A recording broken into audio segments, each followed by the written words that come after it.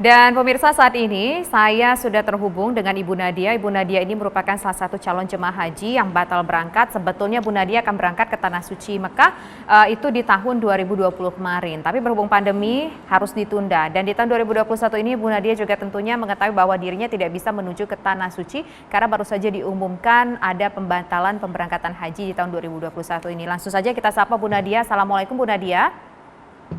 Waalaikumsalam warahmatullahi wabarakatuh. Ya, Bu Nadia mungkin bisa cerita seperti apa persiapannya untuk ke Tanah Suci sampai dari tahun kemarin sampai dengan saat ini, apa saja persiapan-persiapan yang sudah Bu Nadia lakukan dan bagaimana respon Ibu ketika mendengar hari ini tidak bisa berangkat ke Tanah Suci. Sudah dipastikan tahun 2021 tidak bisa berangkat. Terima kasih Mbak Tisa atas waktunya yang diberikan kepada saya.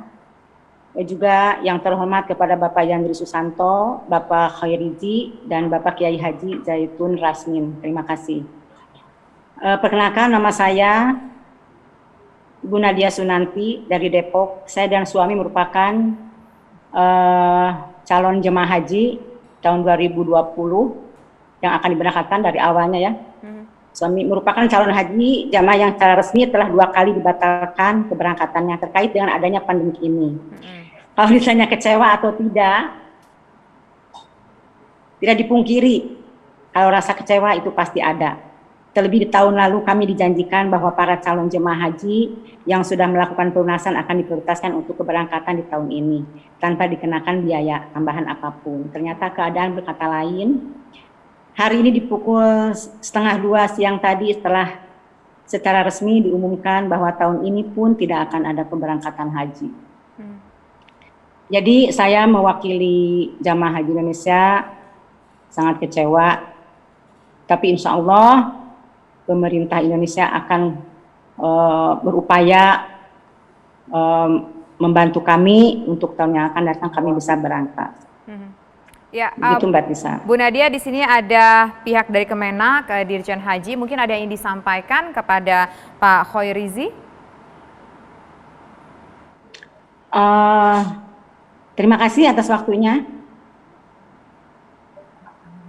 Yang pertama yang akan saya tanyakan adalah, apakah janji bahwa tidak adanya biaya tambahan apapun mengenai pemberangkatan para calon jemaah haji yang gagal berangkat tahun ini masih akan tetap berlaku mengingat sulitnya ekonomi akibat pandemi di masa sekarang ini, apalagi saya hanya seorang ibu rumah tangga dan suami pun sebagai pensiun swasta. Apakah akan ada biaya tambahan apabila nanti tahun 2022 kami berangkat? Begitu Pak. Oke, silakan dijawab Pak Khairi. Baik, terima kasih Bu Nadia. Saya sangat memahami psikologi jemaah hari ini. Kalaulah kecewa Bu Nadia, saya lebih kecewa Bu. Saya hari ini tidak bisa melayani Duyufur Rahman. Saya nggak tahu tahun depan saya masih ada nggak di Kementerian Agama. Nah, tapi sekali lagi Ibu, tadi dia sampaikan Pak Kiai, bahwa haji ini kan paling tidak ada 3 istitoah. Kalau selama ini kita mengedepankan istitoah ibadah, memang perlu. Tetapi dalam suasana pandemik ini, istitoah ibadah lebih penting daripada istitoah kesehatan lebih penting daripada istitoah ibadah.